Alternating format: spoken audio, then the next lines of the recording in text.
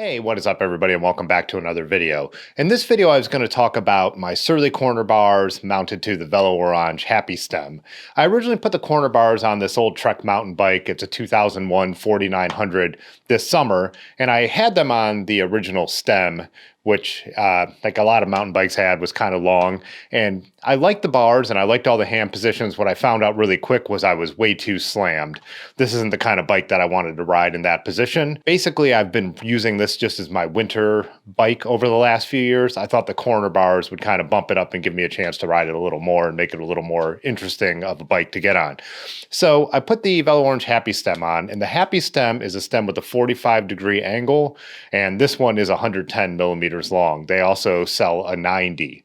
So I put that on and it bumped the bars up closer to me and high enough that it really made a huge difference.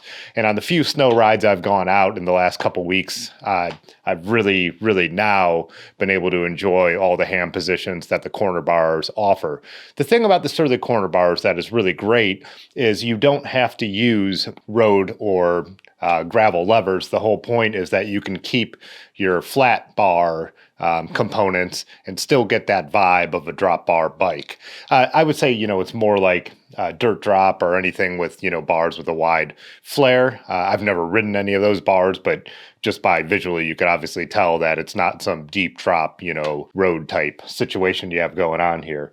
I found that I like all the positions. If I'm sitting comfortably, I could put my hands on the tops now, and it's just kind of a fairly nice upright position.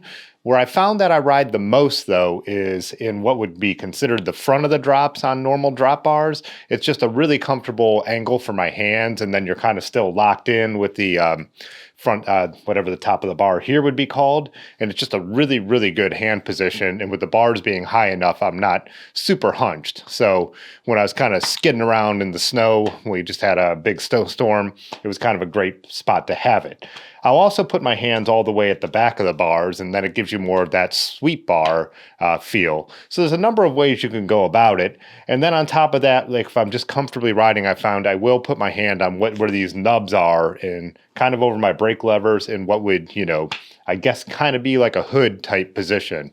Even though I feel a little more like that in what I called the drop position, I still found myself putting them up on the so-called hoods or whatever. The problem I had with my bike is I had put a cheap little friction shifter up there because I was using that when I had flat bars.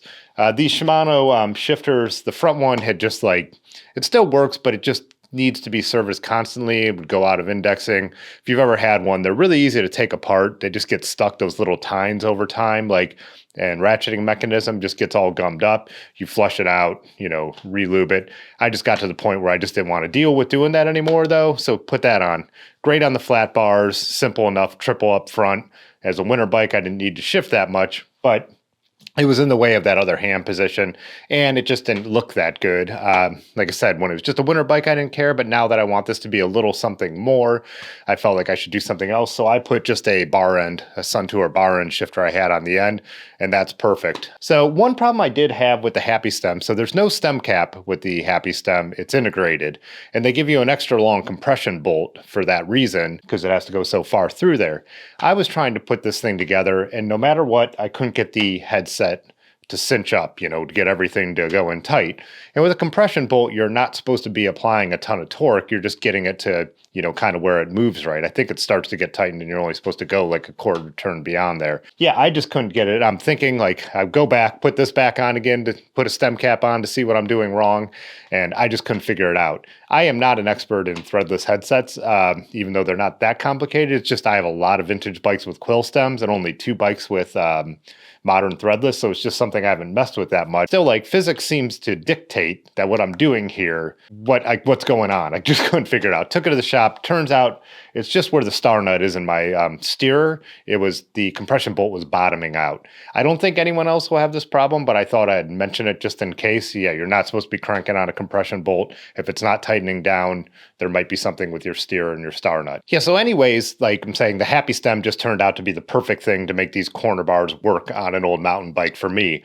The other side benefit that I didn't expect is with all the crazy cable routing you have on vintage-y bikes, I guess, well, kid at the mountain bike park did call my Trek that I bought brand new, vintage, so I'm getting to that age. But it's the crazy cable routing.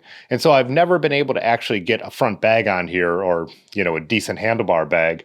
Now, with the benefit I didn't expect with the Happy Stem bringing the bars up, I could actually put this Swift Catalyst bag on here. So this is a fairly considerable, you know, size day bag. So if you were thinking that you can't get a, you know, front bag on one of your bikes of this sort, something like the Happy Stem will have that added benefit, which to me is huge, because now I just have a little bag in the back and the catalyst in the front. And for winter riding, you know, I can fit my down coat in here, a couple beers, layers to go on or off, whatever, and I'm all set. I also like the way it looks. The bag kind of takes up the odd angle of the stem, and everything kind of looks really good and just works in a very copacetic manner. Copacetic?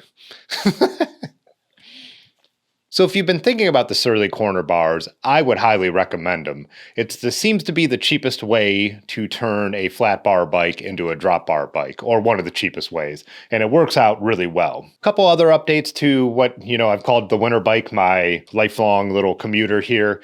I had put the spin wheels on this summer. Pudgy Pedal Pusher, Ben from Columbus, gave me these awesome tri-spoke spin carbon wheels.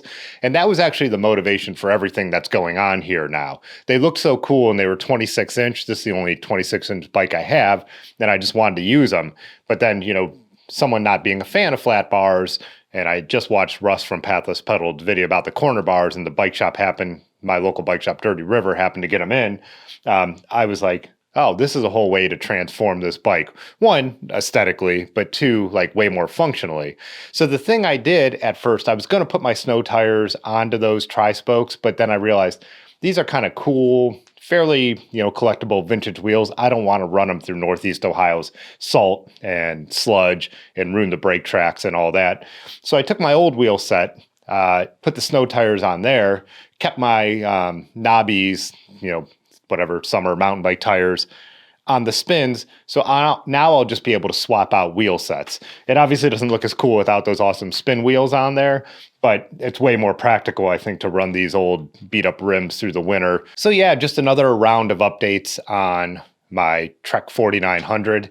You know, it's a bike that I've ridden as just a straight up commuter and as a mountain bike for 20 years. So it's cool to give it, like, to breathe some new life into it, turn it now from just being a winter bike to being something that I could use year round, back up to my gravel bike, and maybe even I'll hit some of the mountain bike trails with it, because it still is the widest tired bike that I have. So that's it for this video. Hope you like something here. Visit the swag shop, hit the like button. See you next time.